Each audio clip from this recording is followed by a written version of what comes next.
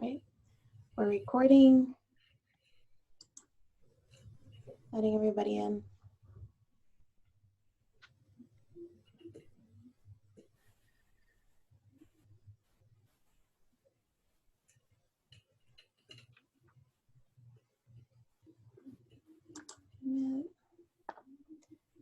People are coming in.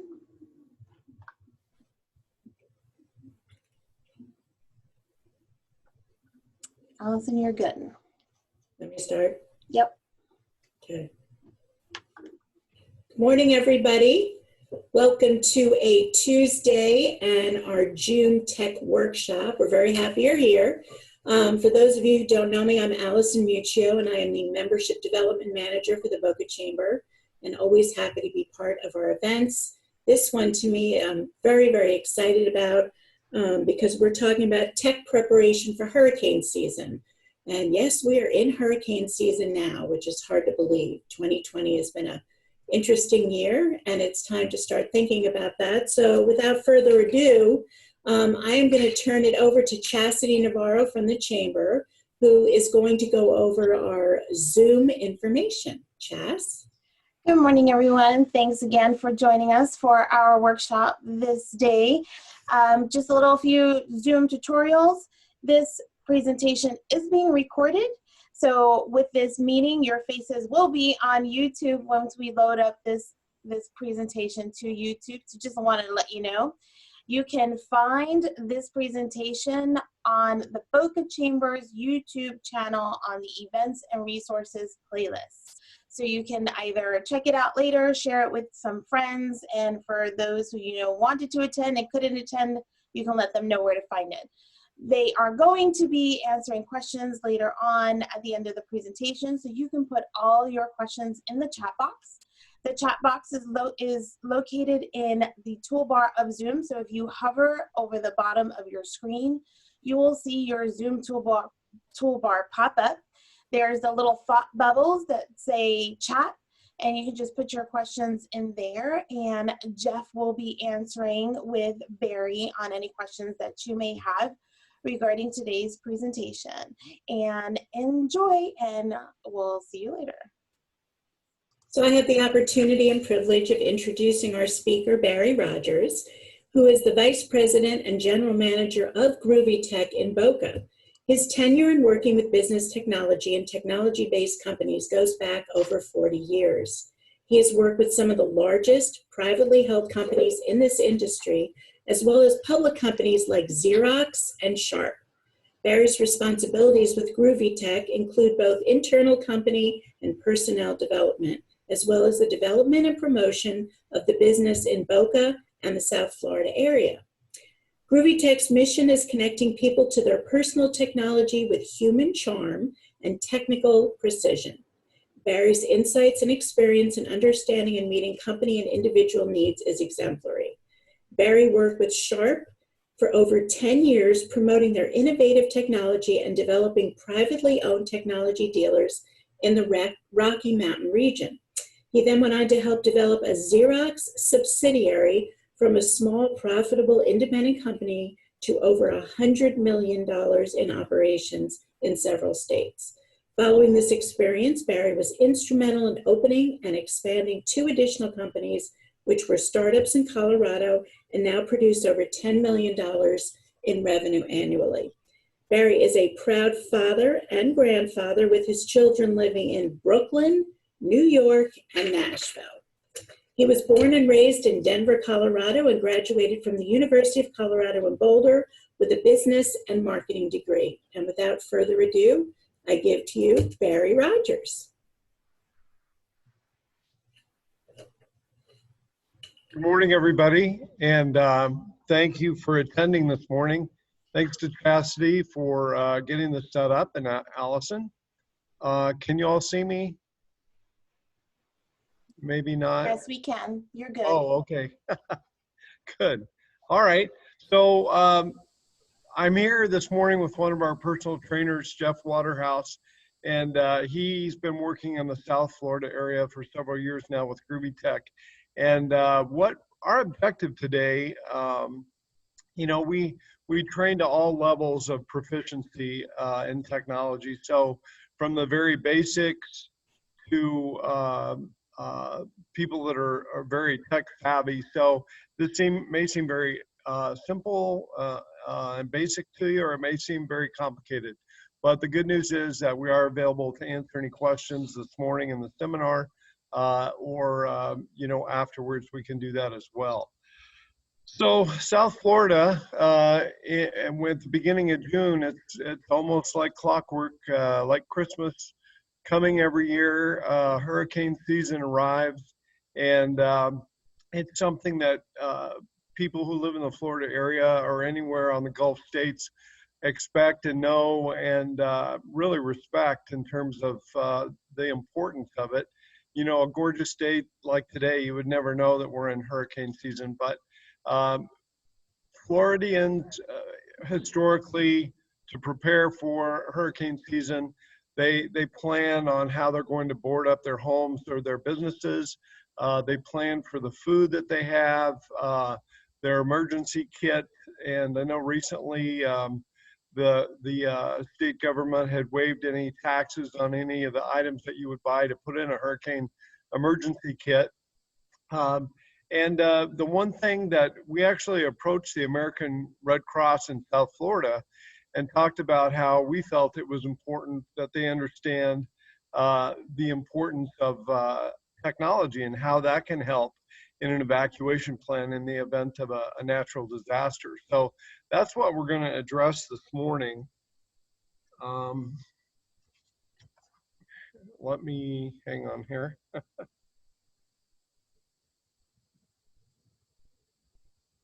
There we go. So we actually put together for the American Red Cross, they do an amazing job of presenting hurricane preparedness. And they asked us to join them on a presentation as well. So we put together 4 segments that we're offering to the public. There's no charge for the webinar that we're doing, and we're doing it in conjunction with the Red Cross. So there's a link there on the screen, groovytech.com/Red Cross. Today, I'm going to present 2 of the 4 subject matters, and then we have 2 additional ones coming up next Tuesday and the following Tuesday. And if you're interested in registering, you're welcome to. Again, it's no charge. And you'd also have access to the pre-recorded presentations that we have. So what all are we going to cover with our presentation?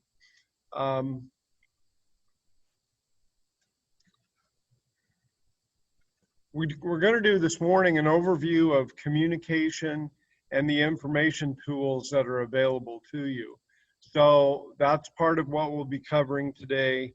We'll also be covering your technology continuity plan. Basically what that means, right now, you're either sitting in your home or office, your power's working, everything's fine, but what would happen if the electricity went out? You didn't have access to a generator as a backup. What are you going to do to allow for continuity of using the technology tools that you have? So that's what we're going to be talking about as well. Third session, which is going to be presented next week, is access to documents and information, and what you need to do to prepare for that. And then the 4th one will be preparing your own tech prep disaster kit. So what do you need to put together so that you're ready to go in the event that you do have to evacuate or shelter in place? So why don't we begin? One of the nice things, especially with the advent of modern technology, and it's getting better and better, any of the tools, the technology tools that we would want to use for an evacuation are portable. Laptops, Android phones, iPhones, any of that type of thing is what you can use as communication tools in the event that you need to evacuate.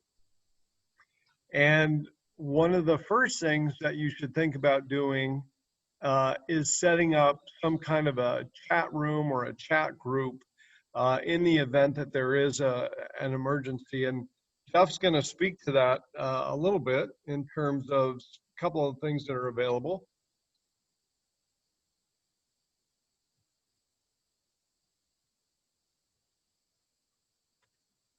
Jeff, you can go ahead if you want.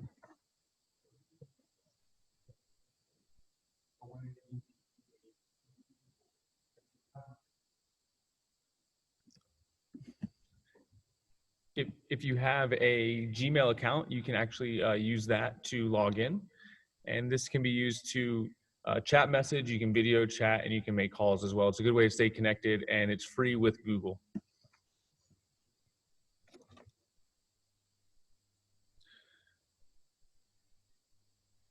Yep. Yeah, sorry.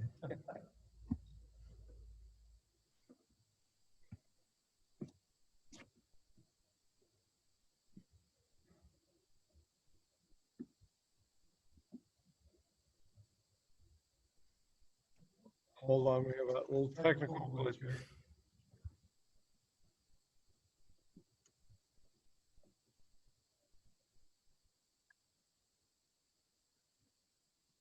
There we go. Now we're up on Instagram as well.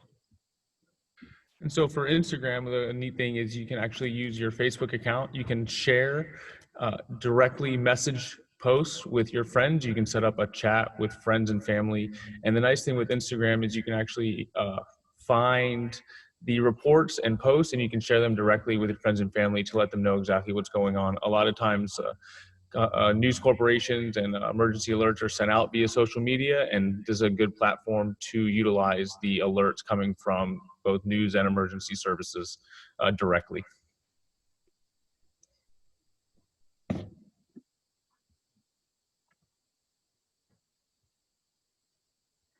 So the intent of using a chat group is to stay connected, and you have the option of setting up different types of groups. So, and you can set it up on different platforms. So the thing that's important to remember is whatever group that you decide to use, if it's going to be an Instagram or if it's going to be a Gmail account, you want to be sure that everybody is on the same platform. You don't want some people to be on WhatsApp and other people to be on Gmail. So you want to be sure, first of all, that everybody's set up on the same platform.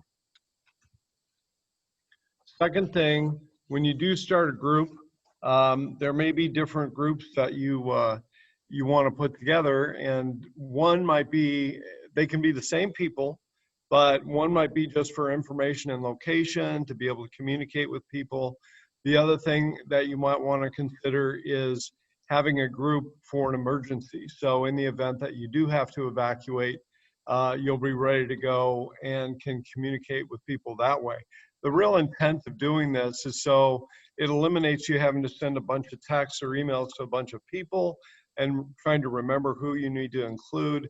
It also helps to eliminate the need for, you know, depending on the grapevine, to spread the word about what's happening and where you are and if you're safe and all of that. So a group chat is a great tool and a way to go. Different categories as well. You may want to have a group chat with your peers and your colleagues at work, or your neighbors, or family members that live close by. And then you may also want to consider having a group of people that are around the country or around the world. So those are two things to consider as well. 3 different apps that you could download onto your phone. One is Apple Messenger, another is Android Messenger, and then WhatsApp is a third application. And the nice thing about these is they're very easy to use. Messenger is easy to download, easy to use on your computer, and an app like WhatsApp is something that's a product of I think, Jeff, is it Facebook, Google? Yeah, I believe it's Facebook. Okay, so it's a product of Facebook. It's something that's used all over the world, and it's free and it's recognized, and uses a Wi-Fi signal, but that's the third group that you could consider using.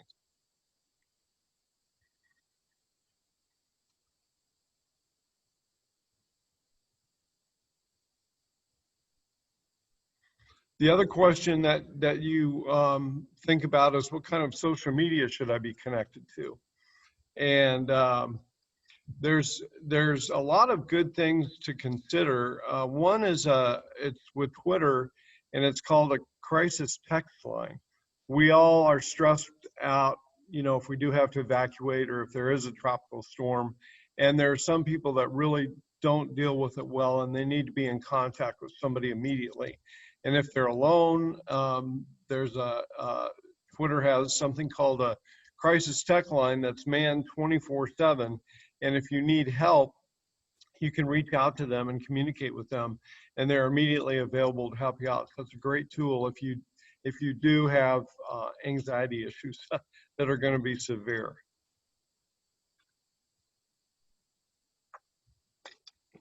Facebook has something similar. It's called the crisis response, and it's similar to the crisis tech line, but what it does is that it'll keep you apprised of anything that's happening in your area, usually on your iPhone or your Android. It's going to identify where you're located, and they'll be able to reach out to you with information if there is something that you need to be aware of in terms of a crisis. Safety check is something similar. That's on Facebook as well, and it will send out push notifications to you if there is going to be a storm in your area, if there's going to be possible evacuation. It's going to send you information on what location the storm's going to be hitting, what the evacuation route would be. And it's not incredibly detailed, but it is another tool that you can use in the event that we do have an evacuation that comes up. FEMA, which is Federal Emergency Management Agency, FEMA app would really be good to download onto your phone. And the reason for that is FEMA actually tracks 20 different natural disasters around the country. So timeliness of hurricanes in Florida or the Gulf states, tornadoes in the Midwest, possibly earthquakes along the West Coast, volcano eruptions in Hawaii. They have 20 different emergencies that they are tracking. And usually FEMA is the first one on the scene when there is a natural disaster. So this would be a really applicable app to add to your phone. The other nice thing about it is if you have family around the country, FEMA allows you to track up to 5 different locations that you can set on the application on your phone, so you can find out what's happening elsewhere. Another nice thing about FEMA, and of course, if you've lived here a long time, you've seen these lists and you've prepared for hurricanes in the past. If you're like me, who recently located here from Colorado, I've never been in an event where I had to prepare for a hurricane, and FEMA's really good about providing a list of things that you need to consider, which are posted on the screen there, just to give you an idea of what to look for. Another thing you might want to consider loading on your phone are local media apps. And there are a lot of different local TV and radio stations that have apps that you can download to your computer. And here's just a couple of examples. NBC6.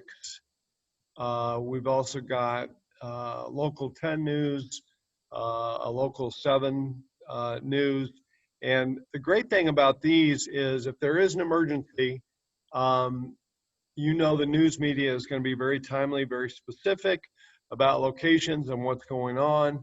And the other thing is if you have those apps loaded on your phone, they actually push out notifications to you. So during hurricane season, if there is an alert, if there is an imminent threat, there are going to be alerts that are coming to you from those local media stations.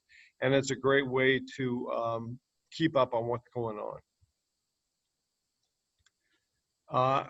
Another thing that we're all getting very good at, some of us are like Cassidy, she's the master, but getting used to using the Zoom application.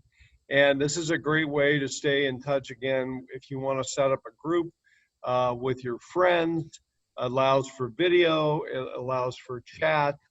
You can do just a voice connection, but you can connect with your family, you can connect with your friends, you could do just an audio call, or you could do the whole bundle. You do need a stronger Wi-Fi signal for this, so if you are using that application, just be aware of that. And the other thing is, if you are going to send out an invite to family and friends, you just want to be sure that you don't post it on a social media site like Facebook, where you have fast new friends that you weren't intending to be invited, but they'll show up and that could cause some problems. So just be aware of that.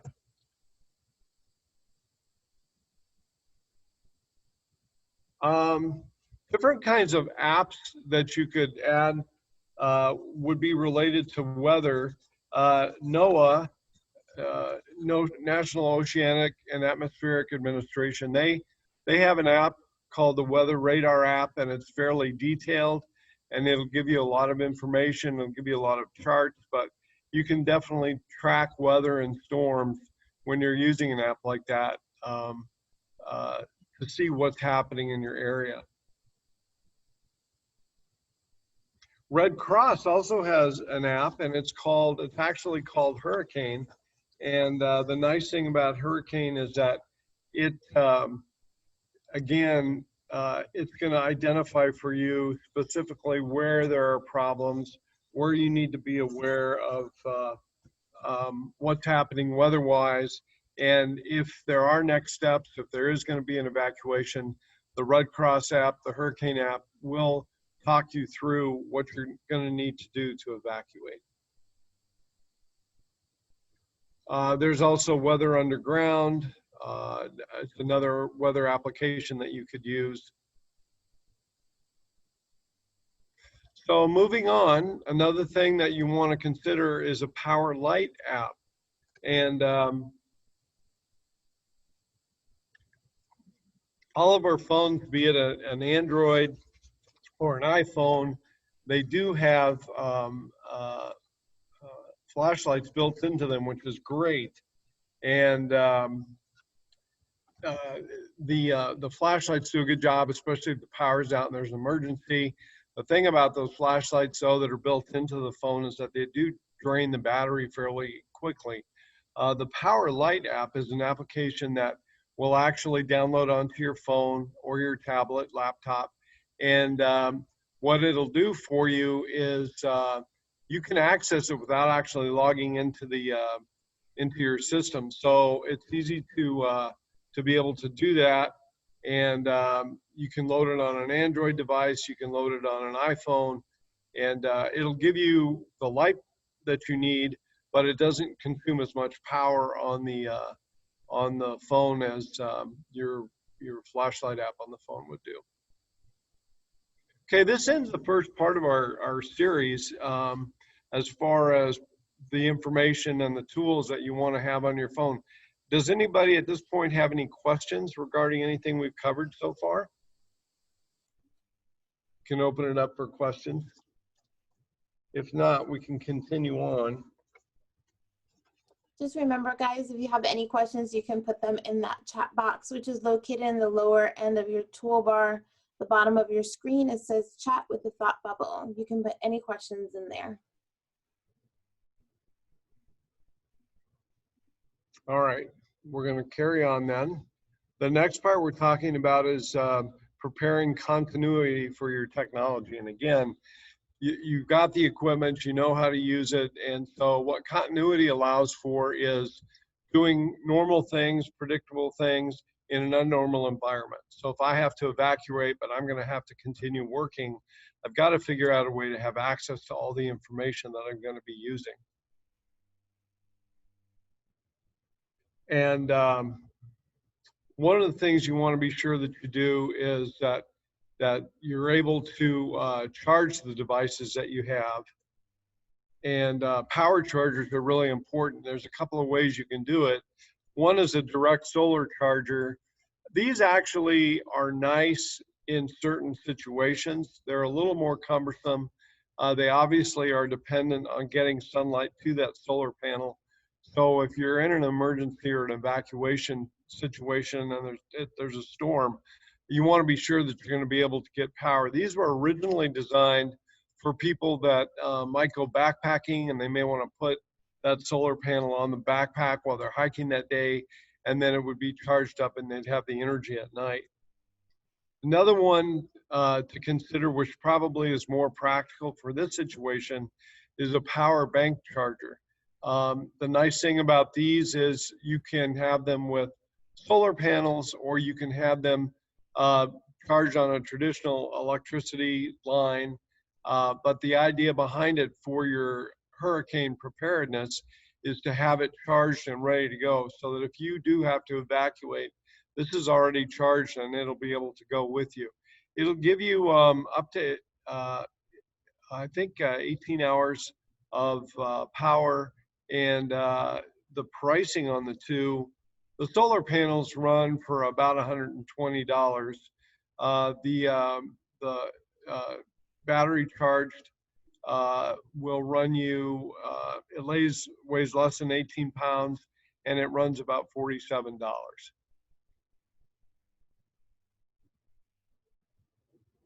Okay, so continuity for your projects and your files.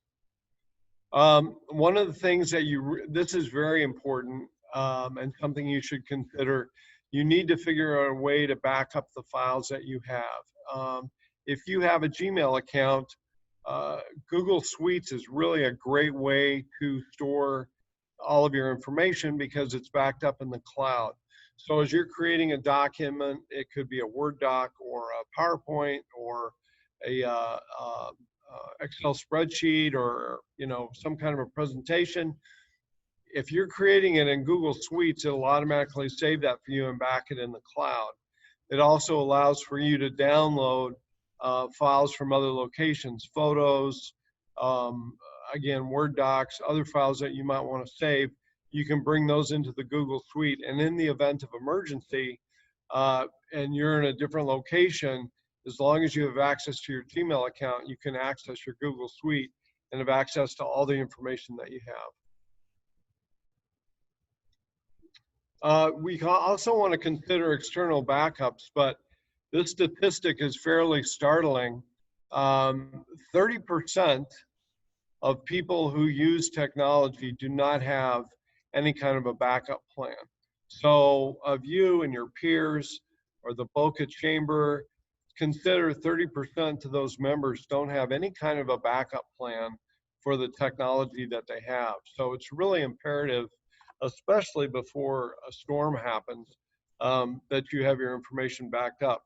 Imagine how frustrating it is when your computer crashes and you lose information, or your power goes out, or you thought you were charging your laptop, but the cord was actually disconnected and you weren't charging it, and all of a sudden you've lost the documents you've created. Well, add a natural disaster to that, like a hurricane, and it just adds insult to injury in terms of the problem. So be sure you're prepared for that. External backups.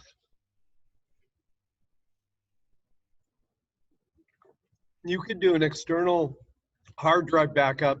Nice thing about this option is you have up to 1 terabyte of memory that you can have access to. So if you have a large amount of information, this is a great alternative. And then in the event of a natural disaster, you do this backup. Let's say that you back up your information that you have at work. You can take this external hard drive home, and then in the event that you're going to have to evacuate, if there's somebody somewhere that you could drop it off, that would be an option for you. And then we'll talk about, if you are not able to do that, some other options at home. But the other thing is a thumb drive. If you don't have a lot of information, you can certainly take and download it onto just a little thumb drive, and that's a good way to store your information as well. And it's secure, but obviously if you do that, you want to be sure that you keep it in a secure place, in a dry place. Another thing is you want to make sure your kids and your family are safe, but everybody loves their pets, and you want to be sure that your pets are safe as well. in the old days, and you know, in my era previously, a dog or a cat would have a collar, they'd have a little rabies tag, and then they'd have a little dog bone that says, my name is Max, my owner is Barry, and this is his phone number, and if he's not here with me, please call him because I'm lost. And same thing with a cat, and if that collar stays on that animal, then you're okay. Well, today we can actually use technology to be a lot more efficient with that. The first thing you could do is consider doing a microchip on your pet. And this is really a great idea. I would encourage you, even without the risk of a hurricane, of embedding a chip in your pet, because in the event that they do get lost, they can be taken to a shelter or a vet, and they can do a scan on that chip and identify, this is Max, Barry's his owner, this is Barry's phone number, and you can access or track the owner that way. Now, the other thing to consider, though, is in an evacuation situation, let's say that your pet gets away and you want to track it real time in terms of where that pet is. Well, you probably want to consider getting a GPS collar for your dog or your cat or pet pig or whatever it is. The nice thing about that is you can charge it. It is waterproof. It'll hold that charge for up to a month. And that probably should be a sufficient amount of time for you to identify if you've lost your pet somewhere between your home and a shelter that you're going to. You can get and track that with GPS real time and be able to find your pet. Now, what's one thing about losing your pets, which is very important. Another thing that's important is figuring out a way so that you don't lose your phone. And that happens as well without a natural disaster, but there are a lot of apps now that you can use to actually find your phone. And you want to be sure that you have one of those on your phone, especially as you're preparing for an evacuation. Google has an app called Find My Device. And the really nice thing about that is if you download that app on your phone, what it does is if you keep your phone on mute most of the time, it'll allow you to play that ringtone until you do find your phone. Another thing you can do is if you have misplaced your phone and you're worried about your information on the phone being compromised, it'll allow you to erase everything that's on that phone remotely. Disadvantage of that is you're not going to be able to locate your phone now because it erases everything that's on there. But another option with Google's Find My Device is you could secure the device, make sure that it's locked. You can track where it is location-wise, and you can also put a message on that screen that says, if you found this phone, please call this number and let Barry know that you have his phone. So it'll give a message screen on that phone so that you'll be able to find it and relocate it. Apple's got another application called Find My Phone, and it does very similar things to what the Google app does. So, so you can do the same thing where you can activate the ringtone, you can track where the device is, you can erase the data on there if you need to, and or secure the device if that's the more appropriate thing. Another thing you want to do is you may need to find you may find yourself when you evacuate in a evacuation, or if you evacuate, you find yourself in an area where you don't have a Wi-Fi signal, and that can be frustrating because a lot of the applications you're going to be using are dependent on being able to get that Wi-Fi signal. So what you can do, there are ways to create a hotspot and data plan for your mobile device.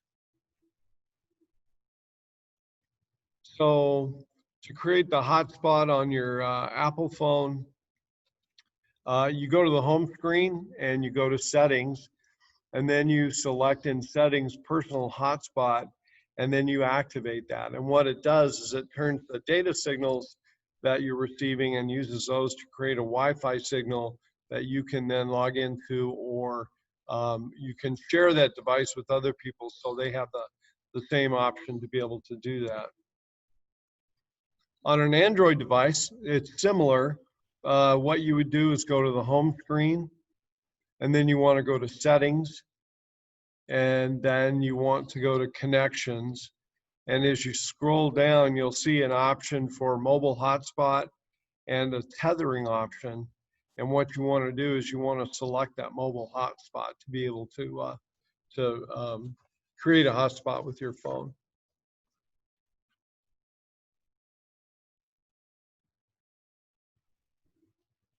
So one of the things I alluded to earlier, if you've taken that hard drive home and you need to leave it at home, you're not going to take it with you, or your entertainment devices, your home computer, that may be less portable, any of the technology that you have at home, what do you do to care for those before you have to evacuate? First thing you want to do is you want to identify in your home an area where if you have somewhere interior in the home that does not have windows, that's a great place to consider relocating your technology. And then the second thing that you want to consider when you've found that room is where you're going to place those devices. Ideally, if you have an interior room that doesn't have windows and you have a high closet shelf that you could use, that would be a great place for you to store that equipment up on that closet.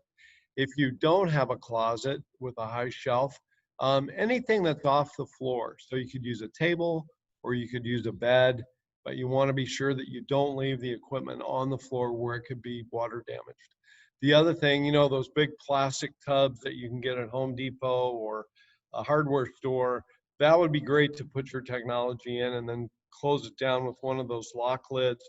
If you had some kind of a waterproof sleeve, excuse me, you'd want to put it in that as well. Maybe put it in the sleeve and then in the tub, just to make sure that it's secure.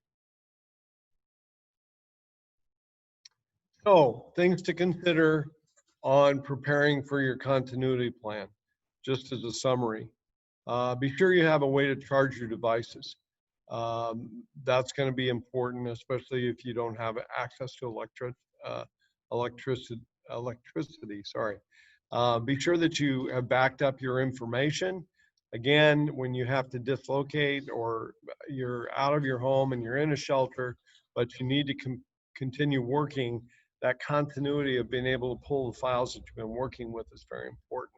Google Docs is a good option. The thumb drives are good options as well. Tracking your pets. This is something that you should do anyway, really.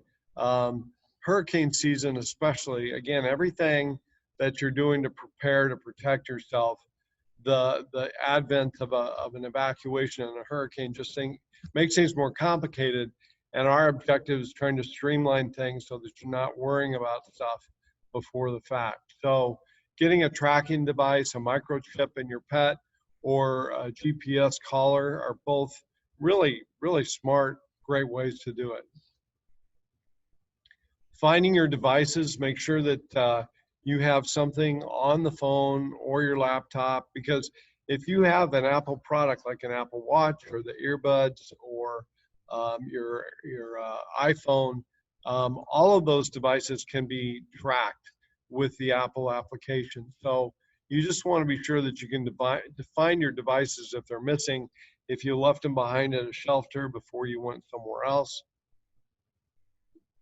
Creating a hotspot is going to be important, and just be sure that you're aware of how to do that. And then storing your devices. Again, something that you can do last minute. You've already got in one of the sessions in 2 weeks, we'll talk to you about that technology evacuation kit, but you'll have time, if you are going to have to evacuate, to move your devices to a central location where they're safe. And that really covers the first two topics that we wanted to be sure and go through with you. I think that these are all very important, and the next two sessions will go into greater detail for you as well. If you need any help or you have any questions, we're here to answer questions now. We're always available. If you do need help with something outside of the webinar, we're happy to help you out to get a tech prep or an evacuation kit put together. So thank you very much for your time. Are there any questions from anybody?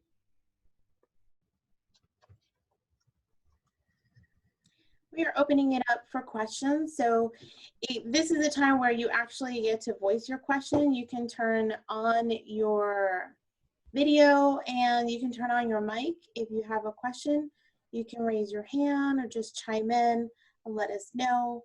I know there's a lot of things that we need to do with our technology during the hurricane season, and I know sometimes we think about it after our stuff has been destroyed and we said we should have, could have, but we didn't.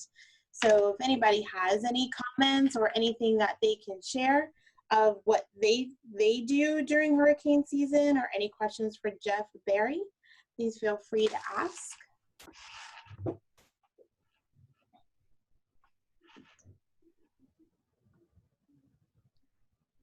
I think everybody's super shy this morning. We got a smart group on this morning.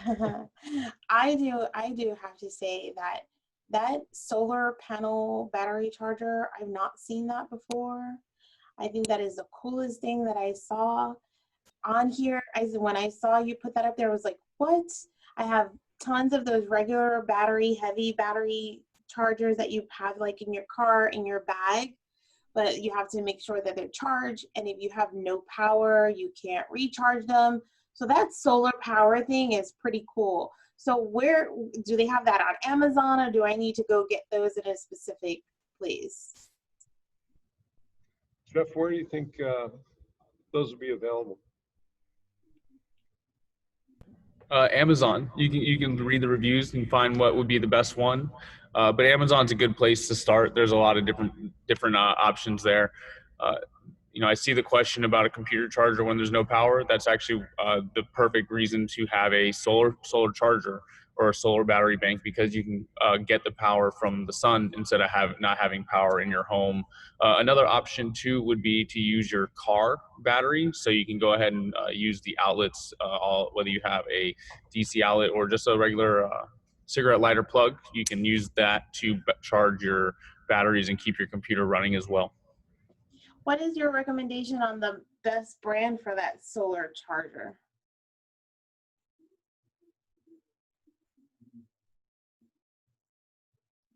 I think Barry's gonna answer that question.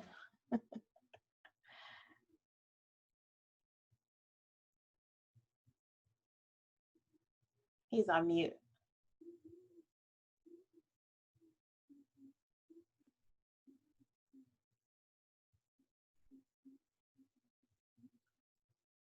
Sorry about that. Let me see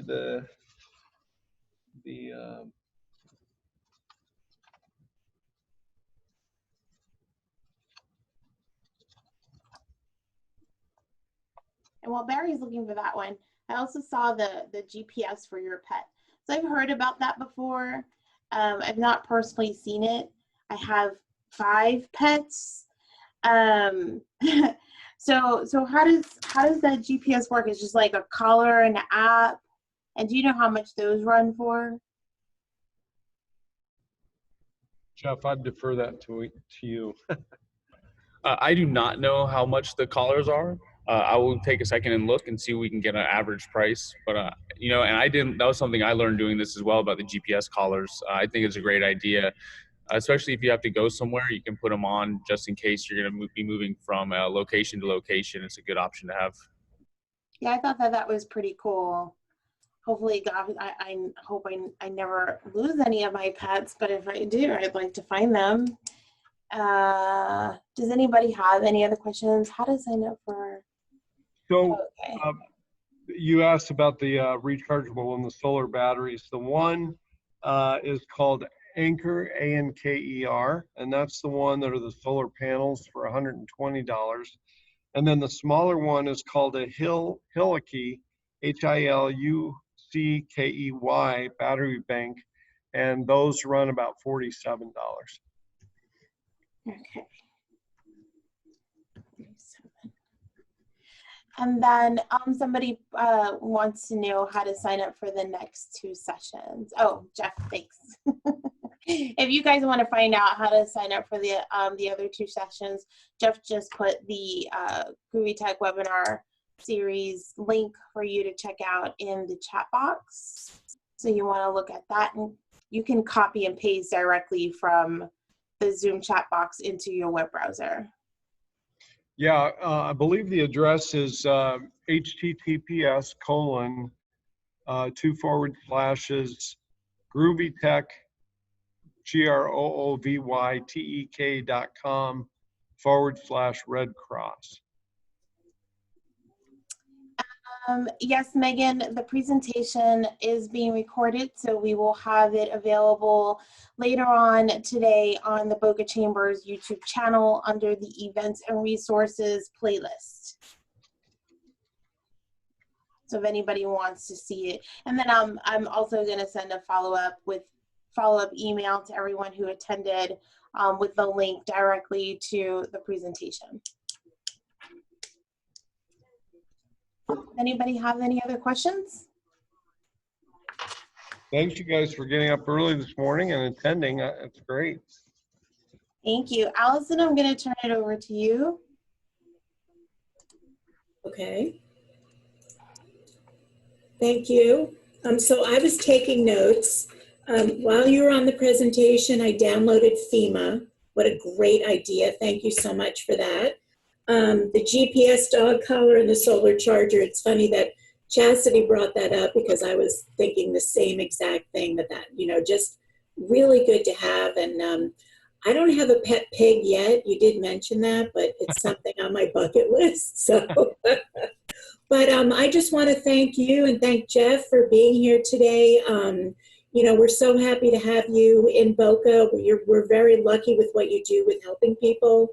And the fact that you're able to start going out a little bit more and going into people's houses to teach them what they need to do, what they need to know. We really, really appreciate that.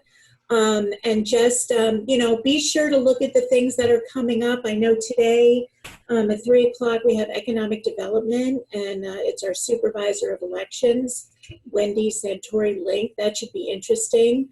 And, always give us your feedback. Stay safe, stay healthy, and please be in touch with the Chamber with anything you need. And Yeah, we actually also have, in a couple of hours, we have our LinkedIn presentation with Mark Noodleberg from On the Ball. So if you want to find out how to utilize your LinkedIn to the best of your ability, join us at 11:30 a.m. today. You can register for that event on the Boca Chambers website. Thanks. That too. And I just hope everybody has a wonderful day, and we will see you on the next Zoom. Awesome. All right. Thanks, gentlemen. Thanks, everyone. Good day, guys. Thank you so much. Have a great day.